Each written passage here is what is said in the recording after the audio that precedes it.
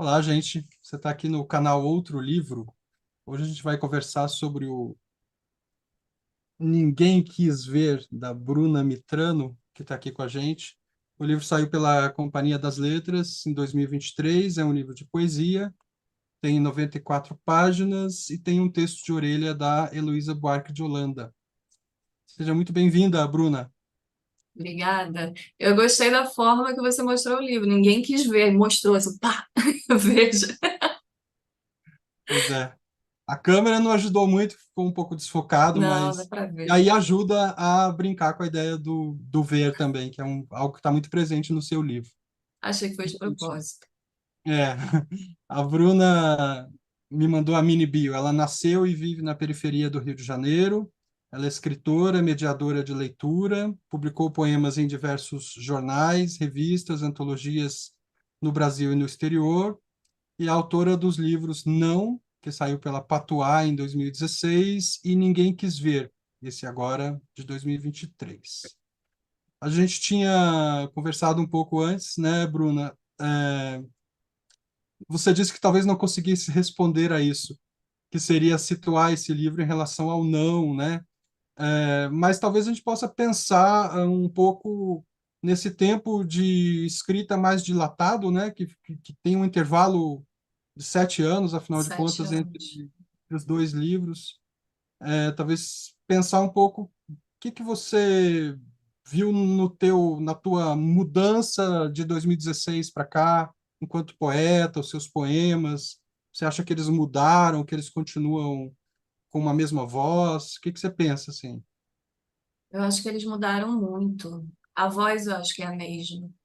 Mas eu comecei a pensar para quem eu queria escrever, que era uma coisa que não passava pela minha cabeça. E teve um episódio que foi muito marcante para mim. Eu estava num evento aqui na Zona Oeste do Rio de Janeiro, periferia, promovido por mulheres num quilombo só de mulheres. Aqui a gente tem, né? Quilombo é uma área bem rural. E tinha uma senhora chamada Isabel, Dona Isabel. A Dona Isabel, ela era conhecedora das plantas, da terra, ela construiu a casa com as próprias mãos, era uma mulher muito forte, com muita potência. E ela nunca tinha ouvido um poema. Daí a Sani, que é uma ativista daqui da região, leu um poema de Manuel de Barros para ela, em homenagem a Dona Isabel. E nesse momento, Dona Isabel chorou. Foi o primeiro contato de Dona Isabel com seus 70 anos de idade ou mais, falecida já, com a poesia. E ela chorou. E aí eu comecei a pensar, eu acho que o não, ele ainda não dialoga com todas as pessoas. Então, foram 7 anos pensando como fazer isso, porque é impossível. Quando você escolhe as palavras, você já está meio que direcionando, escolhendo seu interlocutor. Se você coloca ali palavras muito rebuscadas, muito específicas, né, você não vai chegar a uma maioria da população. Mas se você também coloca muita gíria, né, muita coisa, pode não chegar a um pequeno grupo ali, né, que não tem acesso a, ao registro mais informal. Enfim, e, e eu pensei, eu quero falar para essas pessoas que estão nas filas dos mercados, que estão dentro do trem, que estão no ônibus, para os meus vizinhos, para as pessoas que convivem comigo, que a gente chama de povo, como se a gente não fizesse parte.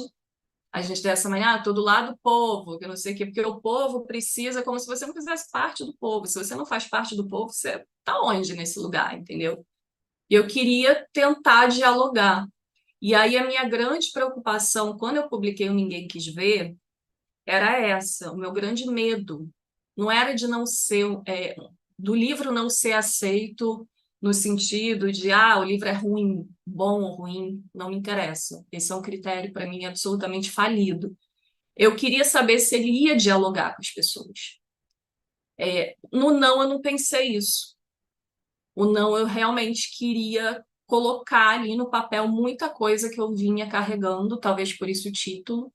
Foi um expurgo mesmo, E isso está muito claro. Se você pegar o não, você falou que não teve acesso ao livro, eu mesma não tenho livro, eu mesma não tenho um exemplar, mas se você pegar o não, você vai ver que é uma coisa absolutamente diferente. Parece outra pessoa escrevendo.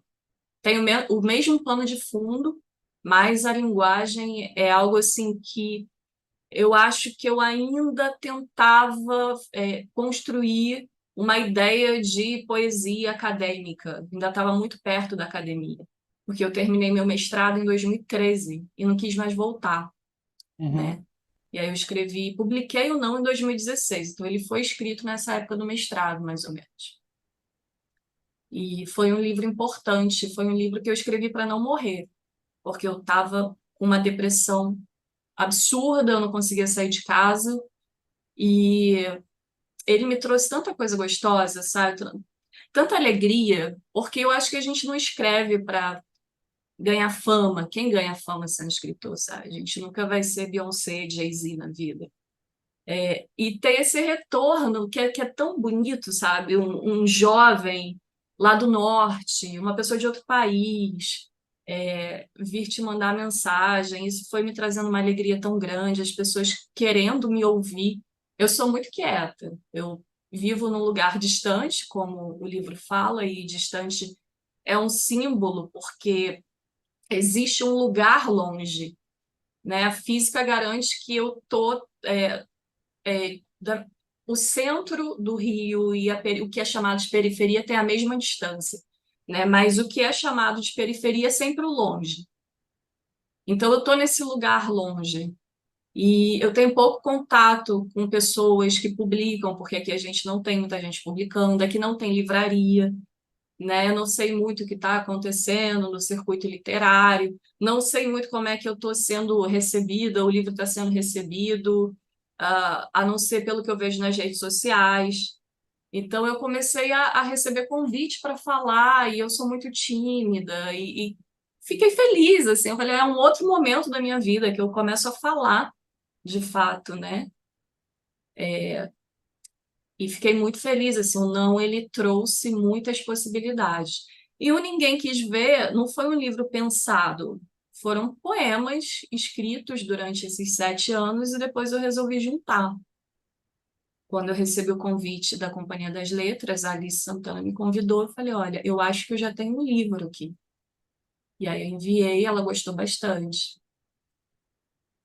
joia. É, não foi um livro pensado, mas ele tem bastante unidade, eu acho, sabe? E eu acho que até a gente pode falar disso mais à frente. Eu disse que eu não conhecia o não, mas eu fui lá no site da Patuá. Lá eles têm 5 dos poemas, né, do livro. E eu senti, sim, uma diferença, assim, de escrita, como você disse, talvez, assim, uma escrita mais formal, mais acadêmica, como você está nomeando aí, com poemas, assim, um pouco mais genéricos, até eu achei, e aqui você é muito mais específica, muito mais Sim, objetiva. mais diretona, né? O não, ele trazia umas palavras que, que eu mesma não lembro o significado. Acho que eu tenho que voltar ao dicionário. São palavras que Né? eu não tenho tanta intimidade hoje em dia. Uhum. E De qualquer forma, assim, eu ninguém achava quis ver. que eles eram mais diretos, sabe, Bruno? Assim, os poemas. Tem 2 lá que são poemas, assim, sem versificação, por exemplo, e talvez aí esbarre Ah, nisso que você você... acha que o não era mais direto, os planos do não? Eu acho que é mais direto no sentido, assim, talvez um pouco menos complexo, até eu diria, porque Ah, é? eu, eu Ai, acho que que, legal saber. não sei, né? A minha experiência de leitura Aham. que o Ninguém Quis Ver, ele tem uma simplicidade, sim, ele conversa com todo mundo. Outro dia você trouxe uma postagem de um jovem de 16 anos, tinha lido o seu Ah, livro, lindo, feito gente. aquilo. De fato, eu acho que ele conversa com todo mundo, mas ele conversa com todo mundo em diferentes níveis, eu acho também. Uhum. Então eu consigo ver uma complexidade no Ninguém Quis Ver que naqueles 5 poemas eu vejo menos. Sim. Eu É. vou te falar porque que... Tinha uma unidade temática no não. Era uma exposição da violência contra o corpo mulher. Hum, Era mais isso, assim, pensar a linguagem também pela linguagem. Ninguém quis ver, ele aham. realmente. Acho que vai em vários lugarzinhos, assim.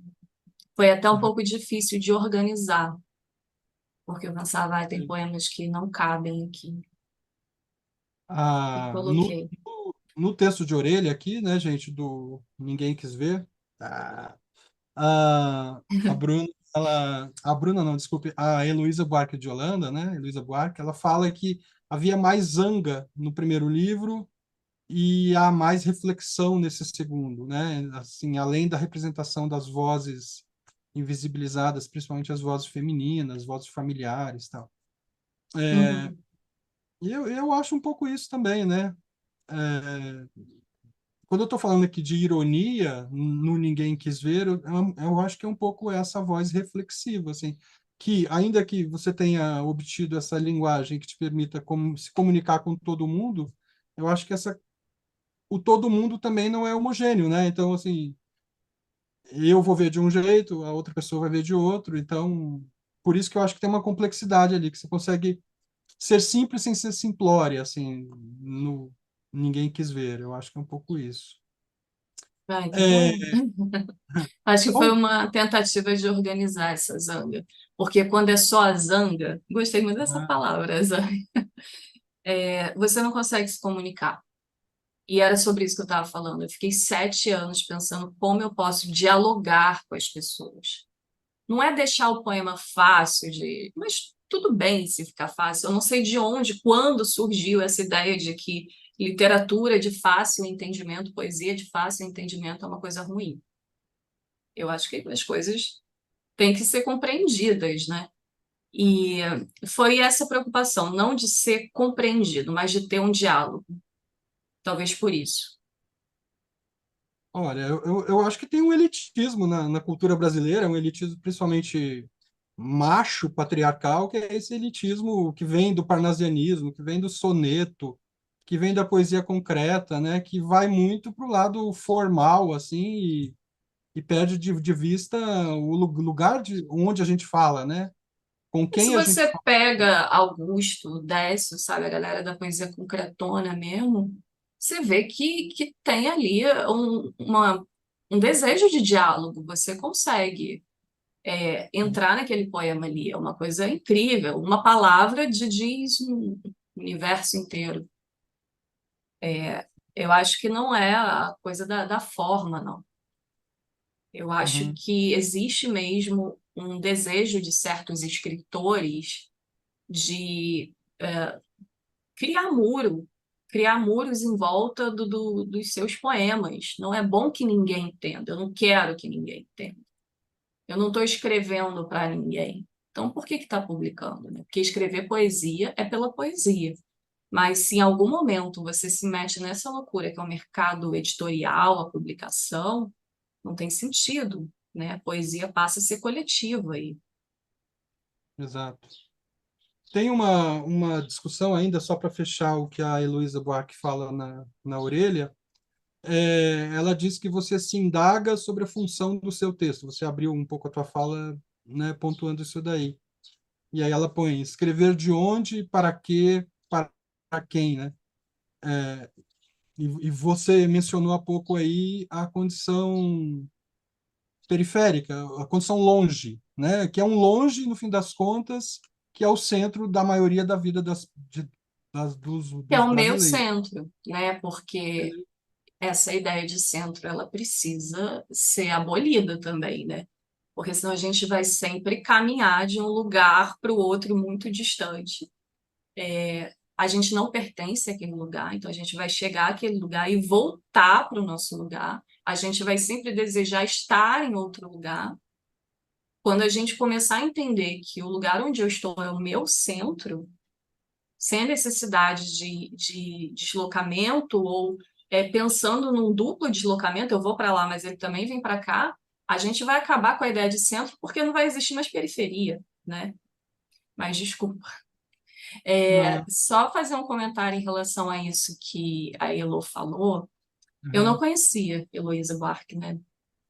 Heloísa Teixeira, agora. Eu não conhecia. E ela foi muito querida, porque ela entrou em contato com a minha editora, que é a Alice Santana, pedindo meu telefone, pedindo para me perguntar se eu poderia e tal, dar meu telefone. E ela marcou comigo um horário para a gente conversar certinho. Ela foi super pontual. Ela perguntou a minha disponibilidade. Ela super ocupada. Ela tinha acabado de fazer uma cirurgia e estava na curadoria da FLUP. Poxa, uma mulher que super ativa aí, né? E aí ela me ligou e ela falou: Bruna, eu já li seu livro. Aí disse o que achou do livro também. Não vou expor. Foi muito bonito, fiquei muito emocionada. E ela falou assim: tá, mas eu quero saber da sua trajetória. O que que você pensa para escrever um poema? Como é que você chegou até aqui? E ela foi me perguntando, me ouvindo, Ricardo, durante horas. Eu fiquei pensando: que mulher maravilhosa. Ela merece muito estar nesse lugar, sabe? Onde ela está. E eu falei para ela: eu tenho pensado muito em para quem eu escrevo, por que eu escrevo, de onde eu escrevo, né? Eu acho que a diferença, como você perguntou no início, do não para ninguém quis ver, é que eu vim pensando nisso. Já que eu vou escrever para as pessoas, eu tenho que saber qual é esse lugar que eu tô. E não é um lugar geográfico, físico, né? Que lugar é esse? Estou sendo atravessada por várias coisas, né? Eu tenho N identidades que me constituem. E para quem eu quero escrever e o que eu estou escrevendo está chegando a essa pessoa, entende? Essas pessoas com quem eu quero conversar, essas pessoas que me interessam nesse momento, eu comecei a pensar sobre isso. Espero que a nossa conversa chegue a bastante gente. Ah, vai sim. Uhum. Tomara que sim. Tem, é claro, essa organização mais ou menos um pouco temática, né? Dos desastres naturais mesmo ali, da questão familiar, assim, de uma certa genealogia das mulheres no início e o fim, né? Suportar tudo isso, que traz uma ideia de um trabalho meio de Sísifo e que conversa muito com a epígrafe, né? Eu gostei da epígrafe também, eu não conhecia. É, Moisés. Moisés é um escritor maravilhoso. estar presente, às vezes, é tudo que se pode dar como resposta. Que eu acho que conversa muito com essa última parte também, Sim. E que com o me último parece, poema, né? Que não né? é exatamente um poema. O último não é exatamente um poema, porque. Ah, eu gosto de pensar nessa ideia dos não poemas, né? Inclusive, é uma coisa que o Augusto de Campos fala no livro Não também, né? Ele tem um livro chamado Hum, Não. E sim. acho que esse último fica ali num limite gostoso, né? Da gente pensar, pô, isso aqui é poema? O que que ela tá fazendo aqui? Que coisa estranha. Eu não sei se você teve essa impressão. Aquele que fala dos documentos, né? Esse é o último, não é? Eu acho que É o último. que eu me Uhum. lembre. Eu esqueço a ordem completamente. Eu esqueço os nomes das divisões. Eu acho que são 5, né? Eu já nem lembro bem. Não. Mas, assim, me parece, assim, a minha impressão de leitura, Bruna, é de um livro com uma. Não sei como dizer isso. Com o rebatimento talvez de uma dor, de um peso que atravessa. É um livro triste, no fim das contas, que a gente lê de Uhum, cabo a rabo aqui, ainda que haja momentos de alguma positividade, de alguma esperança, né? Eu, por exemplo, estou aqui com o poema Lição, né? A garça na lama ainda é branca, um poema mais curto, assim, que passa uhum. essa imagem. E é isso mesmo? Você acha isso? Porque não sei se você acha, você concorda comigo, que tem poucos momentos assim de festa, talvez aqui, né? Sim. Talvez Eu tenho um um. amigo querido que é um editor incrível, um multiartista de São Luís, chamado Bruno Azevedo. Ele falou: é um livro triste, mas não é lamentoso. E nessa minha preocupação com o diálogo, com a construção, eu também tentei fazer isso, não deixar com que essa tristeza pesasse na linguagem, né? Não sei se você consegue perceber É, isso. E teve uma o- coisa uma vez que o Carlito Azevedo me falou, que eu achei bem interessante, sobre um poema específico. o, eu acho que é o Tia Vilma, se eu não me engano, quando ele ainda estava sendo construído. Ele falou assim, Aham. Bruna, parece que você só fala de coisa triste, mas tem um humor, um certo humor ácido ali, sabe? Que eu falei, poxa, que legal que você sacou isso. E teve mais uma pessoa que comentou, na verdade foi também não vou falar o nome dele, mas uma pessoa incrível que estava numa situação muito difícil com seu filho, ele estava internado. E esse filho falou: Nossa, eu gostei desse livro. Ele não gosta de poesia, esse menino, mas ele falou: Eu gostei desse livro. Ele é triste, mas ele é engraçado também. Eu achei isso muito legal, porque foi intencional isso, né? Tem muita coisa forjada. E as pessoas pensam, é só realidade e tal. Não, tem Pois muita é. coisa forjada. Pois Teve é. um trabalho de construção Então, para parecer que é só uma exposição da realidade, né? E não é. Eu falo, olha, não é real. É a verdade, é a minha verdade. Porque as pessoas realmente acreditam que tudo isso aconteceu, que a voz poética ali sou eu falando necessariamente a minha vida. E não, não só. Tem uma misturada e legal. pois é. É, por exemplo, essa coisa de forjar uma realidade, né? No Uhum, poema lá em Ninguém Quis Ver, né? Aparece o verso, porque o que sinto não é fome, é o sentimento da fome. Dá essa uhum, ideia de simulação, mas ao mesmo tempo de sentimento, que é algo, o Drummond lá, o sentimento do mundo, aqui o sentimento da fome, né? Ou uhum, no poema A Vida é Assim, que tem uma voz lírica lá que está cozinhando papel, brincando de comer aquilo, o que é uma prática real, que é citada no poema, né, antes. E aí uhum. vem o verso que eu acho que é fundamental para pensar essa coisa de forjar, e que é eu estou brincando de verdade. Sim, Então, assim, tem esses, para mim, esses deslocamentos, assim, que tiram dessa leitura mais naturalista que a gente poderia ter, mais realista, assim, de exposição de uma verdade sangrenta aqui que estaria acontecendo nos poemas. sim, sim. E a ideia é construir essas imagens, né, que tem a ver com o lugar, né, de onde eu sou, não só de onde eu estou, a partir de coisas que eu ouço, que eu vejo. E aí eu queria compartilhar com você a construção do poema Fé, porque eu tenho visto muitas pessoas lendo, comentando, que é um poema que fala de uma personagem chamada Dona Laura, que parece que ela conquistou assim o público. A galera está gostando, que é uma personagem realmente muito simpática. E a Dona Laura, ela nunca existiu como Dona Laura, né? E esse poema ele surgiu de uma frase. Certa vez eu escrevi no Facebook assim, não acredito na fé de quem nunca passou fome. E eu fui muito atacada, eu acho que com razão, porque é muito radical, né? Como assim? Tá duvidando da minha fé só porque eu não passei fome? E eu pensei, gente, que besteira que eu escrevi, vou apagar. Daí um rapaz, um artista daqui da Zona Oeste, não vou nem dizer o nome porque ele chegou para mim no privado e falou, Bruna, eu não estou achando aquela sua publicação, eu gostei muito daquela frase. Será que eu posso pichar ela no muro?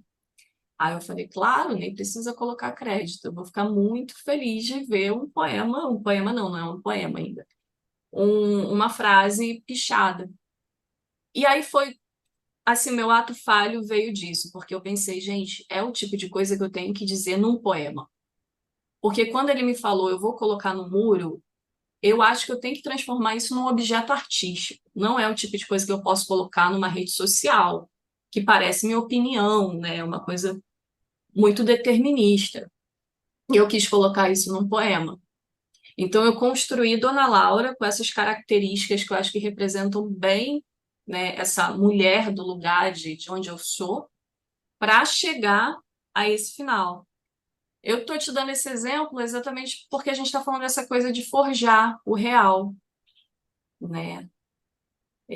Não foi só olhar aquela mulher, Dona Laura, e escrever sobre ela, embora em outros momentos o poema tenha aparecido pronto para mim. Chegou assim.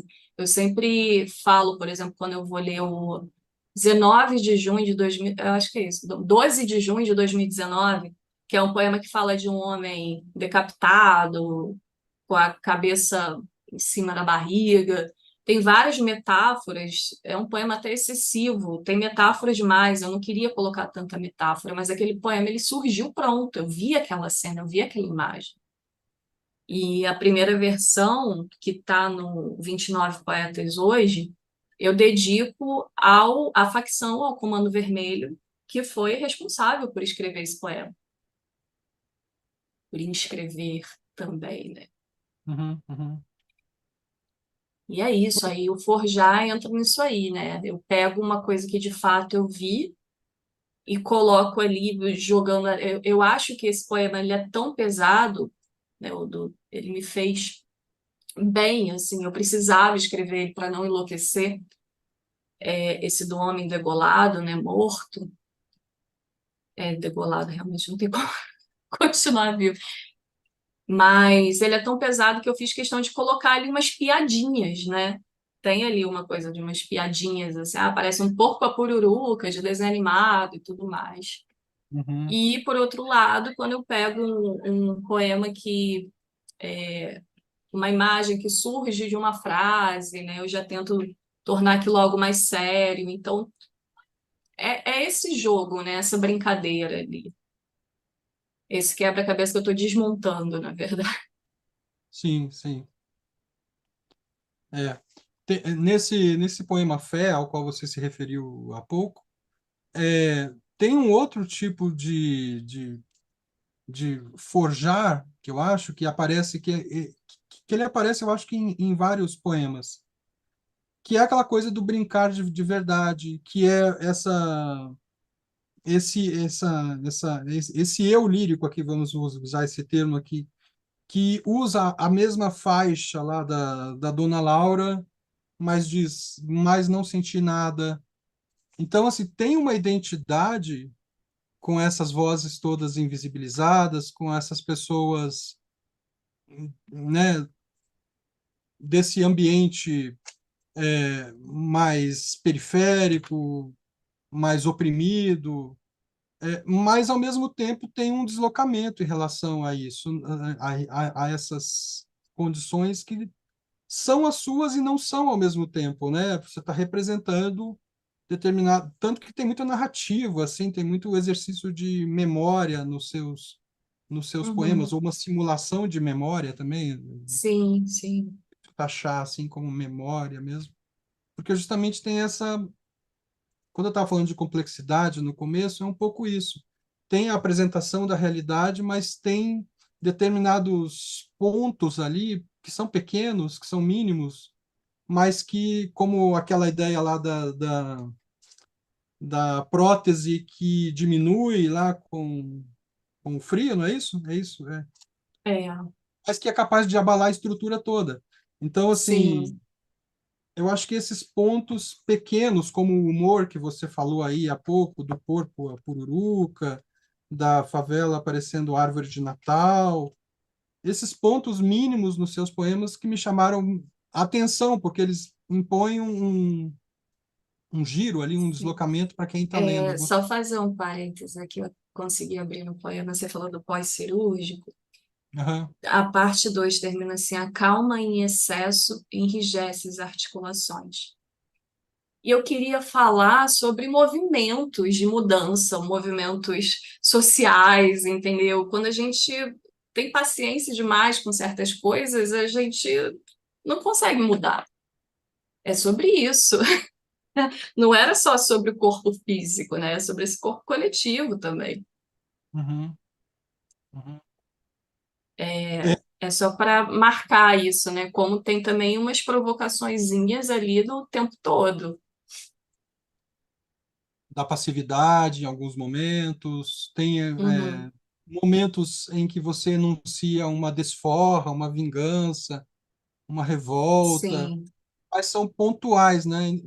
Eu até escrevi aqui que é um livro silencioso, que ele grita pouco, assim, apesar de ele estar tratando desses temas tão gritantes, digamos assim, Uhum. grita pouco. Se É, quando eu escrevo, né, ninguém quis ver tanto no título de um poema, no verso de um poema, no título do livro, né? Eu quero exatamente mostrar. Então, talvez seja isso que você esteja dizendo. Ele não grita porque ele só pega e fala, ó, tá aqui, entendeu? É isso. Não é muito de expor opiniões, não é isso? Não sei se é nesse sentido que você está falando.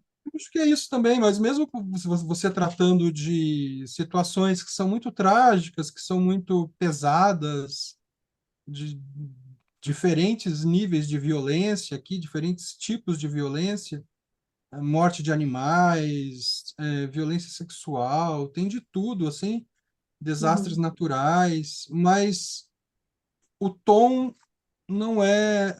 Para exemplificar o que eu estou falando, eu acho que tem um momento em que o livro grita mais, que é no poema Inversão, por exemplo.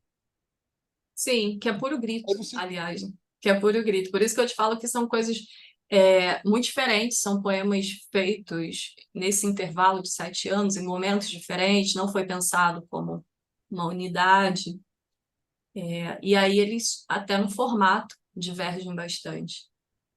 E, de fato, Aham. inversão é esse que não dialoga tanto, talvez. É, o que é paradoxal, que é um poema que para mim parece que grita, mas está retratando uma situação em que o respirar ali é o sufocamento, no fim das contas, né? É uma Aham. Eu acho que situação sim. pesada, né? É porque, vou ser sincera, eu esqueço um pouco dos poemas, eu tenho que voltar a ele. Bom, tá bom. Não, o poema é o será que você já. Você, então, quando você está se Ah, dirigindo sim. a um você, a um interlocutor, a um leitor, uma leitora, já teve uma arma tal, apontada para sua cabeça, é, é um poema que está gritando, né, de certo Sim, modo. é o poema que começa com uma pergunta assim, ponto de interrogação, não é isso? Será que Isso. você já tem uma arma? Não, sim. A gente tinha É. pensado de você uma coisa, e o É poema porque anterior. eu estou falando de um certo grupo também aí, né? Porque para ter uma arma na cabeça, um assalto, por exemplo, você pode ser de qualquer grupo.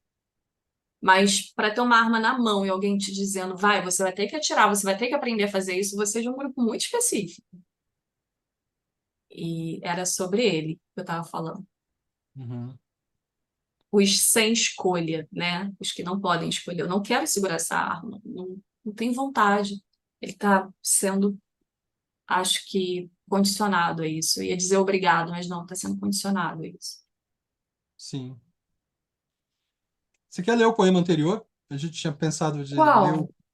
o Cosmos, que é o poema que está na página 68, Ah, é.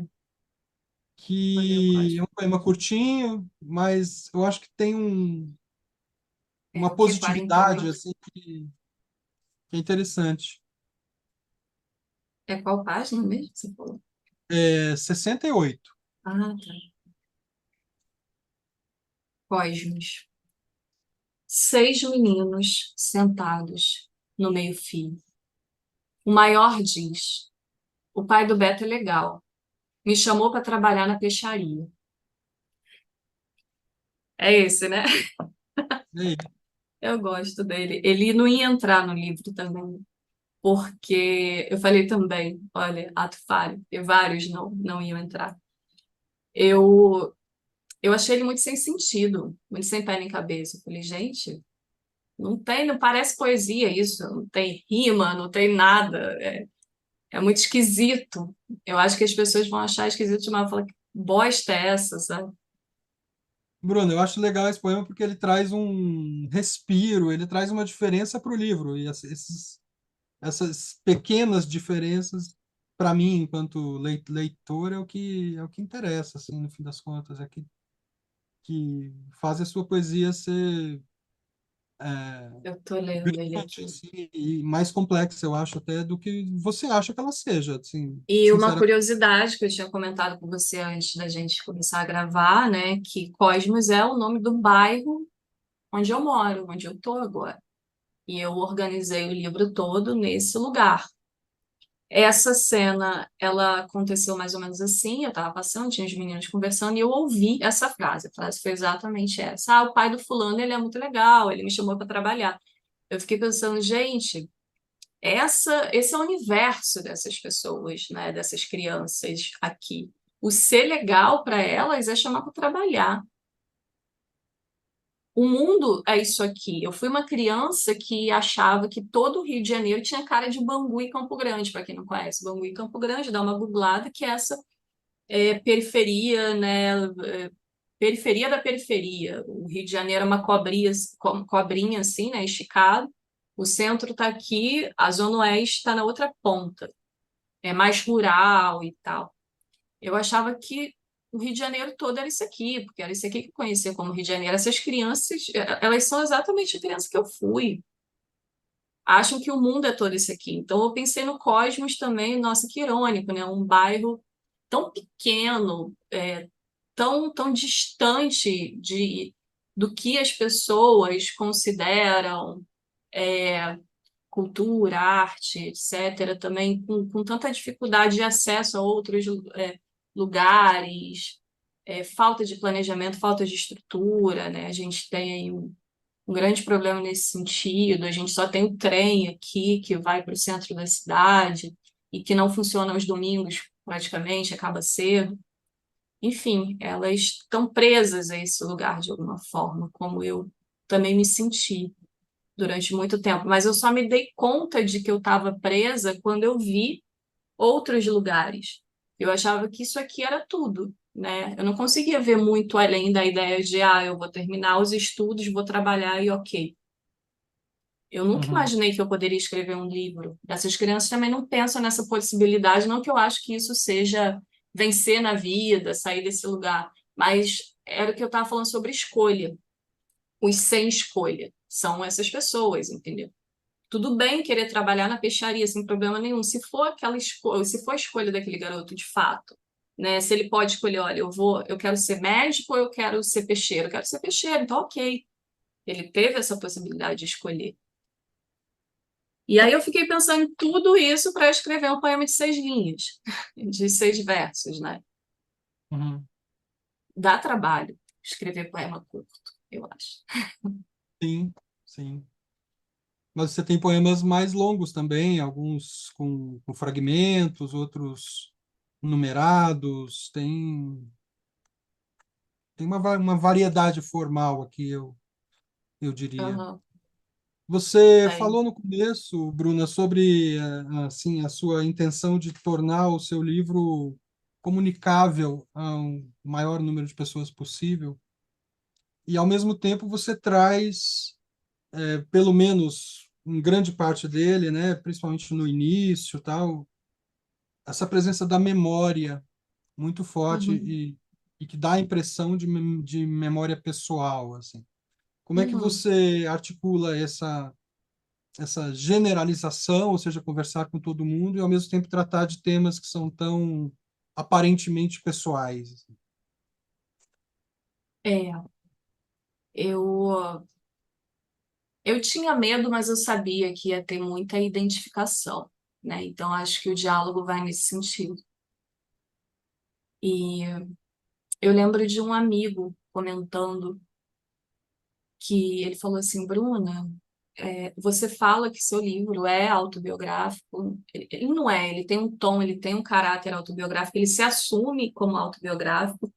Teve até um resenhista maravilhoso, que é o Tarso de Mello, que escreveu ele fez uma resenha e escreveu mais ou menos assim, não sei como enrola, que eu não permito que o leitor pense que aquilo não é verdade, né? Então, é intencional isso. Mas, ao mesmo tempo, eu estou falando sempre de outras pessoas, sempre do coletivo. Foi isso que o meu amigo falou. Lô, Uhum, interessante que você fala que é autobiográfico, tem tom, tem caráter autobiográfico, mas tu pega livros que as pessoas não falam, que são biográficos, né? E estão falando sempre de si. E você está falando de muita gente.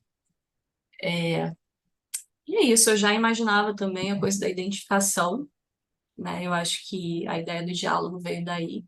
Falei, eu vou me expor porque eu não estou falando só de mim. Eu estou falando de coisas que eu acho que precisam ser faladas, e eu não sou a única, não. Muita gente está falando sobre, né? Eu vou fazer parte desse coro também. É preciso um pouco de coragem. Eu escrevi esse livro com muito medo. Eu publiquei com muito medo, ainda tenho medo, porque é um rasga-peito total, né? Nossa, enrolei bonito aqui. É um rasga-peito total, assim, é uma exposição muito grande. E eu tinha muito medo. Ainda me assusta um pouco. Eu leio, por isso que eu te falei, eu esqueço dos poemas, porque eu não gosto de ler. Eu leio e penso, gente, eu não acredito que eu coloquei isso no livro. Eu vou dizer que é poesia, que é ficção, que eu não tenho nada a ver com isso. Pois é, isso é algo que eu tenho reparado, assim, principalmente na escrita das mulheres entrevistadas aqui no canal.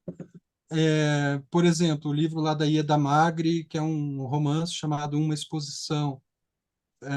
Há um Uhum. tempo atrás eu conversei com a Thelma Scherer, uma poeta de Santa Catarina, do livro Não Alimente a Escritora, que ela Uhum. conta um episódio, quer dizer, conta não, né? Ela performa no poema um episódio de prisão dela numa situação de, de, de performance artística, assim.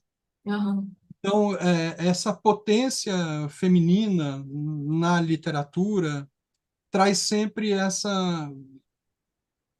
esse sofrimento, esse peso que, ao mesmo tempo, é abordado de uma forma muito corajosa, eu acho, por essas duas escritoras, por você. Uhum. É, e eu acho que isso é a novidade na literatura contemporânea, assim. Eu acho que Concordo, concordo. hum, Eu participei da avaliação do Prêmio Oceanos, a primeira parte, né? Então, eu li bastante livros. E é uhum, impressionante como as mulheres, de fato, estão construindo coisas diferentes. Não só estão falando de temas diferentes, elas estão trazendo a novidade. É impressionante mesmo. Não estou dizendo isso, em defesa das mulheres. Não, é realmente impressionante.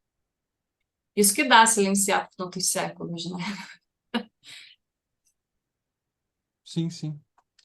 É, e, ao mesmo tempo, enquanto matéria dos poemas, a presença das mulheres está muito evidente no seu livro, né? Sim, Presença de avó, de mãe, de tia, de outras mulheres. E quando os homens aparecem, são os estranhos, justamente, os estranhos. O que né? não é só em relação à minha vida também, né? Você vê na Claro. periferia a pouca presença ali do pai, né? Você tem aí milhares de filhos de pais não conhecidos, né? Como é que aparece na certidão? Eu acho que é isso, é pai, Algo enfim. assim, algo assim. Eu esqueci, não vejo certidões. E eu tenho um amigo que é fotógrafo e ele fala, Bruna, quando eu vou fotografar manifestações dentro das comunidades, manifestações, atos, né, reivindicando alguma coisa, estão sempre na linha de frente as mulheres e as crianças. Eu achei isso muito simbólico quando ele disse isso. As mulheres e as crianças, e são elas que estão construindo tudo aqui. Não estou dizendo que isso não seja uma realidade também geral, mas na periferia elas são a força, Uhum. né? E a gente que é desse lugar, a gente sabe que tem pouca presença do homem ali na construção da sua identidade. Sim. É isso. Achei. Como eu disse, né? Eu tinha lido o seu livro no ano passado e hoje pela manhã, eu reli, assim, anotando mais coisas. E Uhum. eu sinto, assim, um livro com muita complexidade para mim. Não Ah, significa que ele tenha complexidade para todo mundo. Eu acho que é nesse sentido de eu ter buscado alguns pontos ali que são que explicitam essa ironia, essa reflexão, o humor mesmo, como você disse um leitor seu trouxe essa questão. Então, eu queria recomendar, né, que vocês lessem e o Ninguém Quis Ver. É, E, Bruna, talvez a gente pudesse fechar com mais uma leitura. A gente tinha pensado Ótimo. naquele primeiro poema que abre o livro, A 70 Quilômetros do Mar. Vamos lá. É, a 70 quilômetros do mar. Moro a 70 quilômetros do mar. Moro a 2 horas e meia do mar. Moro a 2 ônibus ou 24 estações de trem e 11 estações de metrô do mar. Moro a tanta preguiça de ir até o mar, mas todo dia piso nos 2 montes de areia da calçada do vizinho e lembro que só esquece o mar quem mora perto do mar. Eu não esqueço que moro onde não escolhi, que moro onde posso morar. E às vezes é madrugada e faz silêncio. Às vezes é madrugada e durmo, ouvindo o barulho da água do valão diante da minha casa. E acordo com a boca salgada, nos olhos 2 montes de areia. Ai, queria agradecer pelo espaço, o Ricardo, foi maravilhoso. Foi muito bom também ouvir a sua impressão sobre o livro, porque eu te falei antes da gente começar a gravar, né, que ainda não tive a oportunidade de falar sobre ele, então não pensei muito sobre ele. Porque eu começo a pensar quando eu ouço vocês, né, Uhum. principalmente a galera que lê bastante e por estar acostumada a comentar, eu acho isso fantástico. Eu começo a aprender, entender o que eu fiz, né, nesse momento. Então, eu te agradeço bastante aí pelo espaço, pela oportunidade. Joia. Foi muito bom conhecer a sua poesia também e assim que der eu vou atrás do não. Não E, dá para encontrar na editora Patuá. Eu né, acredito que ainda tenha exemplares. Eu não tenho. Eu tá não bom. tenho nenhum exemplar. Eu vou deixar o livro, o link para o livro da Bruna, para vocês irem atrás dele. Tem nas livrarias também, né? É interessante da, da, da vez as livrarias de rua, então, é uma Sim, sim. coisa que eu prego muito aqui também. É, eu Beleza? concordo. Tá bom, querido. Muito obrigada pelo espaço. Obrigado por Adorei. assistirem e obrigado, Bruno. Então, até semana que vem com Até mais outro. logo. Um Estamos abraço. aí. Tchau. Tchau.